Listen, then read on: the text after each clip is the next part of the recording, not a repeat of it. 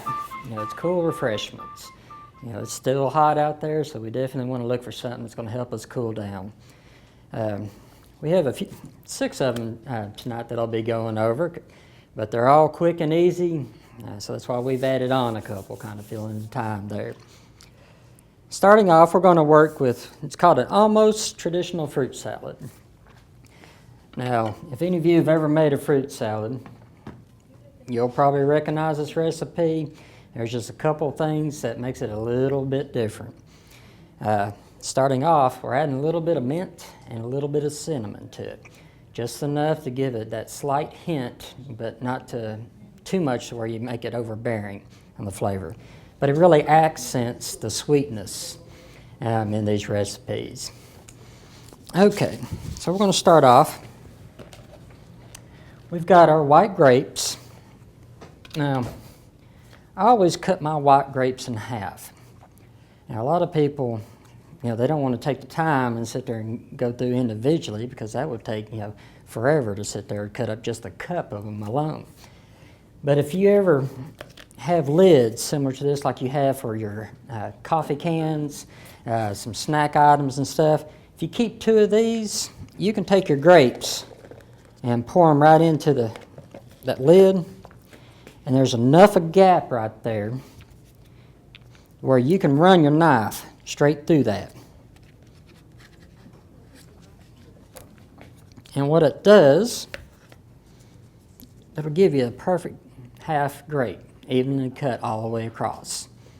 And it's a quick and easy way. You can go through a whole bunch of those in a matter of no time. Okay. All right, so we're going to start off. I got some plain vanilla yogurt.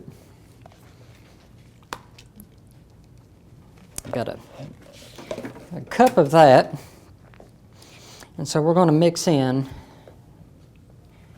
like I said, it's very little cinnamon, just enough to give that little edge to it.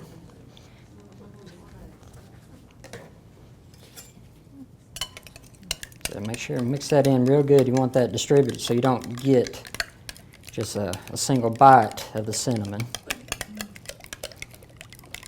Okay, and the next thing we're going to add to is a half teaspoon of freshly chopped mint. And we're only going to need about a half a teaspoon.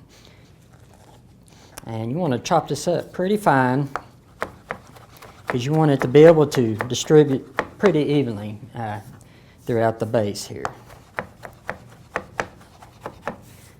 So chop that up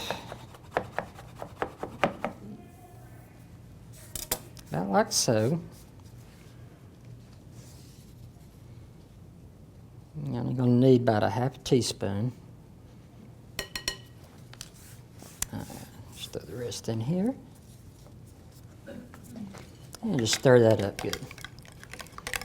Like I said, these recipes tonight, they're all quick, simple. I think this is the most time consuming when you consider chopping the fruit and everything. You're looking at about 15 minutes worth of work. So it is, fairly easy for all of these. Okay, so we've got some strawberries, and all I did was cut all of them in half. I decapped them, of course. So just go ahead and just toss them right in there. Now we're going to take some blueberries. I've got a cup of blueberries. If there's a little juice left in there, that's fine. Okay. Now, with the kiwi, I like the skin on the kiwi. A lot of people don't like that texture because it's, so it kind of tickles their tongue. So you can, cut that off if you want to, but it is edible. You can eat it if you're willing to try it that way too. But for tonight, since I saw a couple of people shaking their heads that obviously don't like the skin on there, we'll go ahead and cut that off for y'all then.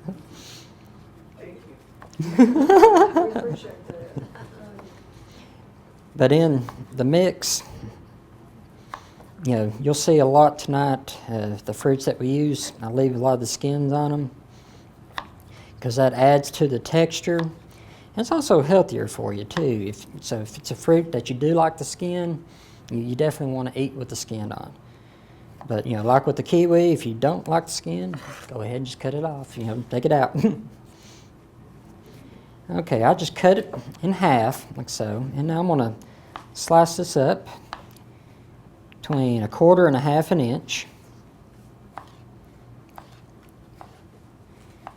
And you're going to take 2 of the kiwis and just toss it right in there. Okay, and with the pineapple.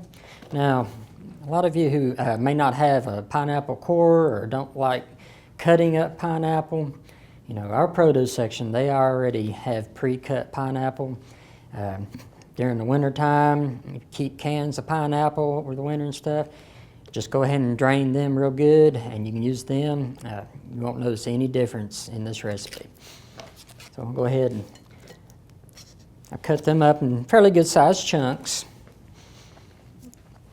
And if you get the cans, they're already cut up to the right size that you would need. Okay, next thing we're going to add is some marshmallows.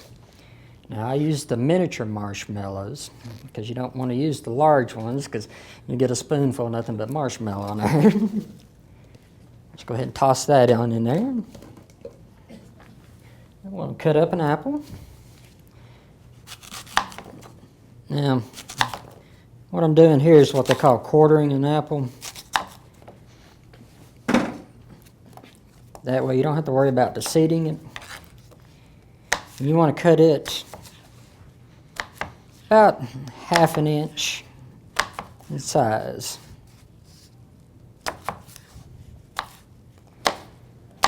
And just like the rest of it, just going to toss it right on in there. Go ahead and cut the rest of this up right quick.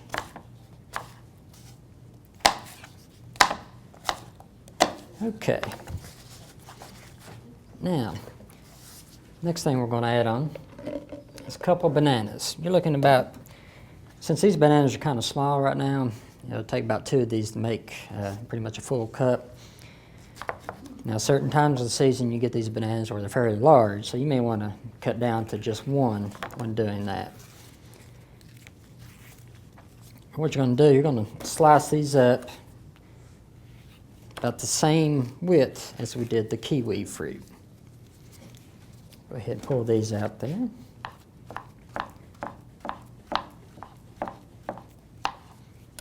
Okay.